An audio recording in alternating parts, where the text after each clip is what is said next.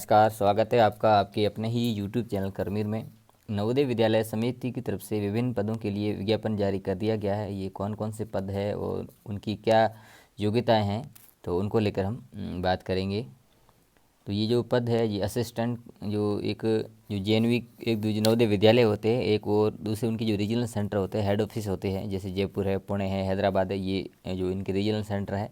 और बाकी हर ज़िले में नवोदय विद्यालय होता है। तो assistant commissioner administration, assistant section officer, auditor, assistant junior translation officer, junior engineer civil, stenographer, computer operator, junior secretariat assistant and multi tasking staff, ये जो हेडक्वार्टर या रीजनल ऑफिस पर भर्तियां हैं। और जेएनवी काडर की हम बात करें, नवोदय विद्यालय स्कूल की हम बात करें, तो फीमेल स्टाफ नर्स है, कैटरिंग असिस्टेंट है, जूनियर सेक्रेटरी असिस्टेंट और इलेक्ट्रीशियन कम प्लम्बर, लैब असिस्टेंट और मैस हेल्पर की भर्तियां हैं। अब इसमें हम डिटेल के बारे में बात करेंगे। अब ये जो असिस्टेंट कमिश्नर ग्रुप फर्स्ट, ये कोड इसको 01 दिया गया है। इसकी जो पोस्ट है आपके टोटल 5 पद है और कैटेगरी वार आप यहाँ से देख सकते हैं।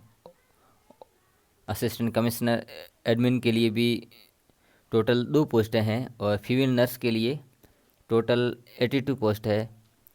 असिस्टेंट सेक्शन ऑफिसर के लिए टोटल 10 पोस्ट है और ऑडिट असिस्टेंट की कुल 11 पद है।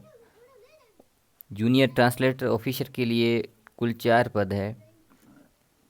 जूनियर इंजीनियर सिविल का एक ही पद है, वो जनरल का है। स्टेनोग्राफर के कुल 22 पद है।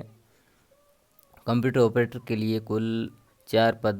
कैटरिंग असिस्टेंट के लिए कुल 87 यानी 87 पोस्ट है। जूनियर सेक्रेटरियन असिस्टेंट यानी एलडीसी ग्रुप सी हेडक्वार्टर और रीजनल ऑफिसर काडरे के लिए कुल 8 पोस्टें हैं। और जेएनवी काडरे के लिए जो एलडीसी की पोस्टें हैं 622। तो कुल यहाँ पर जेएनवी काडरे के लिए 622 पोस्टें हैं और कैटेगरी वार आप यहाँ पर देख सकते हैं। इलेक्ट्रीशियन के लिए कुल 273 पोस्टें हैं, तो अच्छी पोस्टें हैं इसमें। लैब असिस्टेंट के लिए 142 पोस्टें हैं। मैथ्स हेल्पर के लिए 629 पोस्ट हैं और मल्टीटास्किंग स्टाफ के लिए 23 पद है। आगे इसमें हम बात करते हैं जो पोस्ट कोड एक असिस्टेंट कमिश्नर है, उसके लिए मास्टर डिग्री होनी चाहिए किसी भी स्ट्रीम में। और उसके बाद पर्सन होल्डिंग अनोवेंथ पोस्ट और प्रिंसिपल पोस्ट के लिए उनके पास ये लेवल होना चाहिए और 5 साल का आप एक्सपीरियंस होना चाहिए। और असिस्टेंट कमिश्नर एडमिन के लिए ग्रेजुएशन होनी चाहिए और रेगुलर पोस्ट बेसिस या 8 साल का उनको अनुभव होना चाहिए। और भी इसमें दे रखी है एडमिनिस्ट्रेशन होल्डिंग का गवर्नमेंट सेंटर, यानी कि जो असिस्टेंट कमिश्नर है, जो इसमें जो प्रिंसिपल ग्रेड है वगैरह, उनका आगे प्रमोशन होता रहता है, वो फिर उस हिसाब से है।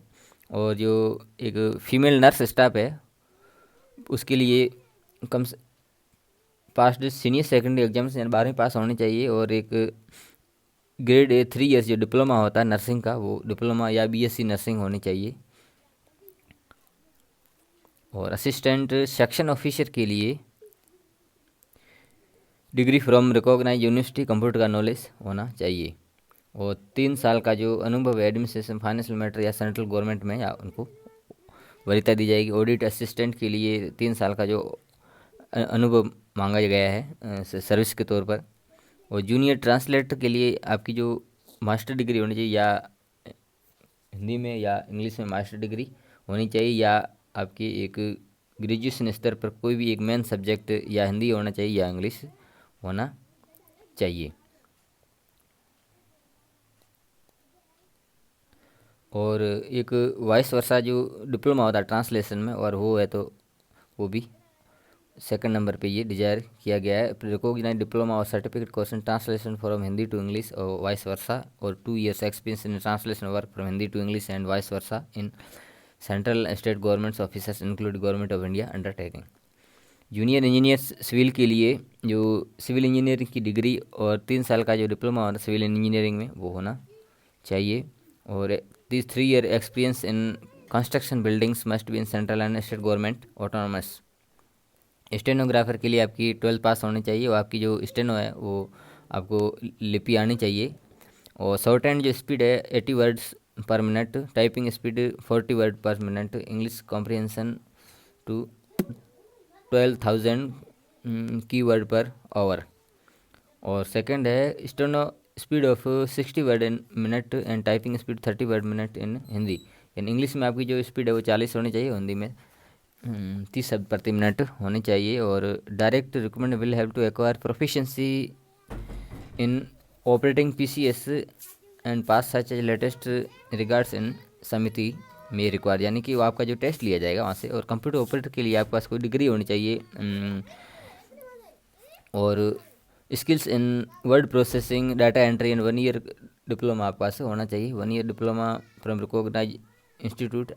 The diploma must be issued by institute authorised by central and state government.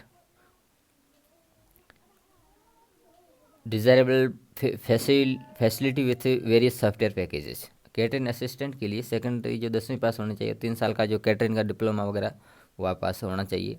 अगली हम बात करते हैं जो जूनियर सेक्रेटरीट असिस्टेंट, यानी कि एक LDC हम मान सकते हैं जिसको। सीनियर सेकेंडरी यानी 12th पास आपकी होनी चाहिए और कंप्यूटर का आपको डिप्लोमा होना चाहिए। जो मिनिमम जो स्पीड है 30 शब्द प्रति मिनट और अंग्रेजी में 25 शब्द प्रति मिनट ये होनी चाहिए। और +2 लेवल पर आपके मैनेजमेंट या अगर का कोई कोर्स वगैरह वोकेशनल कोर्स किया हुआ तो वो भी चलेगा। और डिजायरेबल में नॉलेज में कंप्यूटर ऑपरेटर या डाटा एंट्री यानी कंप्यूटर का आपको एक्सपर्ट होने चाहिए। और यदि आपके पास एक्सपीरियंस है गवर्नमेंट या स्टेट में किसी इंस्टीट्यूट करने का तो वो भी चलेगा। और वही ये junior secretariat assistant JNV cadre में भी वो ऊपर वाली सेम शर्त हैं LDC के लिए। और इलेक्ट्रीशियन के लिए आपके पास ITI होनी चाहिए इलेक्ट्रीशियन में, तो 2 साल का अनुभव भी इसमें चाहा गया यदि है तो।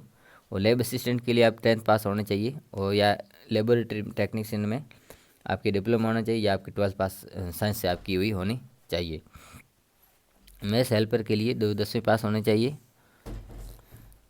और 10 साल का कोई भी सेंट्रल गवर्नमेंट में या स्टेट गवर्नमेंट में आपका अनुभव होना चाहिए। Passing of skill test prescribe by NVS, यानी NVS में अगर आपका अनुभव है तो उसका सर्टिफिकेट भी लगा सकते हैं। मल्टीटास्किंग स्टाफ के लिए 10वीं पास आप आवेदन कर सकते हैं। तो इनमें जो आयु का है तो किसी में 18 से 27 है, 18 से 30 है, तो ये उम्र भी आप नोटिफिकेशन में देख सकते हैं। और यदि आप ये SC या अदर जो स्पेशल कैटेगरी के है तो आपको ये छूट जो नियमानुसार है वो इसमें दी हुई है। तो कुल मिलाकर ये अच्छी भर्ती है और इसका जो सिलेबस है वो आप वेबसाइट पर देख सकते हैं। और इस सिलेबस का जो PDF लिंक भी नीचे दे दूंगा। इसमें ये जो एग्ज़ाम होगा वो कंप्यूटर बेस्ड CBT होगा, यानी कंप्यूटर बेस्ड टेस्ट होगा। अलग अलग पोस्ट के लिए इसमें सिलेबस दे रखा है। जैसे ये कॉमन है रीजनिंग, नंबरिंग एबिलिटी, लैंग्वेज है इंग्लिश, हिंदी और जनरल अवेयरनेस। और बाकी ये जो एकेडमिकल रिकॉर्ड है ये अलग अलग पोस्टों के लिए थोड़ा बहुत चेंजेज हो जाता है। और स्टाफ नर्स के लिए भी सिलेबस बाकी जो जनरल सिलेबस है वो सेम है। और बाकी जो सब्जेक्ट जो है जैसे फीमेल नर्स के लिए जो उसका कोर्स का आ जाएगा नर्सिंग कोर्स का वो सब्जेक्ट नॉलेज वो आ जाएगा। और असिस्टेंट सेक्शन ऑफिसर के लिए जो ये सारी चीज़ें देखिए आप एक एक इसमें आप डिटेल में देख सकते हैं। मैं इसका PDF भी लिंक दे दूंगा। तो बहुत ही अच्छी भर्ती है, आप जो लंबे समय से तैयारी कर रहे हैं आप आवेदन करें समय रहते। अभी इसके आवेदन चल रहे हैं। और LDC की हम बात करें तो ये आप मेंटल एबिलिटी है कि 20 क्वेश्चन आएंगे, और क्वांटिटी एप्टीट्यूड के 20 क्वेश्चन, और जनरल अवेयरनेस के 30 क्वेश्चन, और लैंग्वेज के इसमें हिंदी इंग्लिश मिलाकर 30 क्वेश्चन, और कंप्यूटर के 30 क्वेश्चन आएंगे। और उसके बाद आपका कंप्यूटर का टेस्ट भी होगा। तो कुल मिलाकर ये सिलेबस लगभग सभी भर्तियों का समान रहता है, तो आप इसमें देख सकते हैं। तो लगभग काफ़ी पोस्टें हैं इसमें, आप अपने योग्यता के अनुसार पोस्ट में आवेदन करें। और इसके सिलेबस का जो PDF है अलग अलग पोस्ट के लिए तो वो भी इस वीडियो में दे दूंगा, आप वहाँ से भी देखें। तो कुल मिलाकर ये अच्छी भर्ती है और साल के शुरुआत में आ गई, आप अच्छी तैयारी करें। और अगले वीडियो में फिर मिलते हैं, तब तक के लिए धन्यवाद।